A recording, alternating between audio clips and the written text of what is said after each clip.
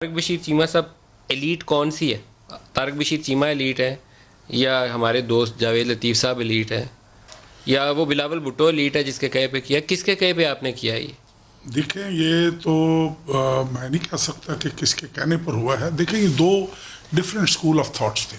Elite شاید نہ میں ہوں گا نہ میاں صاحب ہوں گے نہ پولیٹیکل لوگ ہیں. ہم سارا دن ہم نے دھکے دوڑے کھانے ہوتے ہیں, اپنا ایک سسٹم ہم چلا رہے ہوتے ہیں اپنی ایک اس ماحول سر میں. ویسے حکومت کو چلاتا کون ہے جی ایمانداری کے ساتھ؟ جی جب پرائم منسٹر یہ پریس آپ مسکرا رہے ہیں, میں آپ کو سچی بات جاننا چاہتا ہوں. روزوں کا مہینہ ہے, حاضر اللہ کو حاضر ناظر جان کے آپ سچ بولیں گے, سچ کے سوا کچھ نہیں بولیں گے. میں ندیم ملک کے پروگرام میں آیا ہوں, میں عدالت میں گواہی دینے کے لیے نہیں آیا.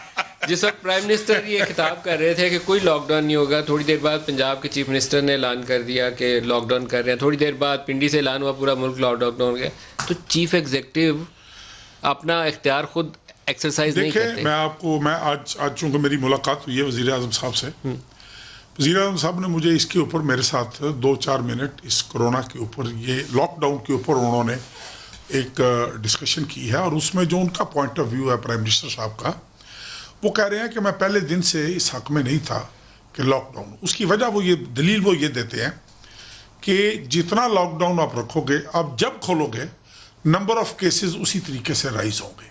یہ چاہے آپ مہینہ تجربہ کر لیں, ہفتہ کر لیں. This was his point of view.